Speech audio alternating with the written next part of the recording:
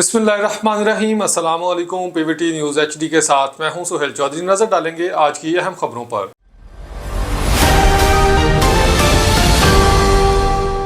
जैकबाबाद से bureau chief Mahtab Ahmad दशती की report के मुताबिक जैकबाबाद में मुबैना पुलिस मुकाबले में जख्मी नौजवान के अहले खाना का प्रेस क्लब में एहतजाज।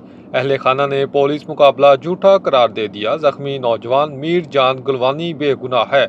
बुरसा का मौकफ, पुलिस ने झूठा मुकाबला किया है, इंसाफ चाहिए। चचा सुलेमान जखरानी का बयान। जख्मी नौजवान के अहले खाना का वजीर दाखिला सिंध, IG सिंध, DIG सिंध से इंसाफ का मुतालबा। बुरसा का मुतालबा है कि SSP जैकबाबाद वाक़े का नोटिस लें और शफाफ इंक्वायरी करवाएं।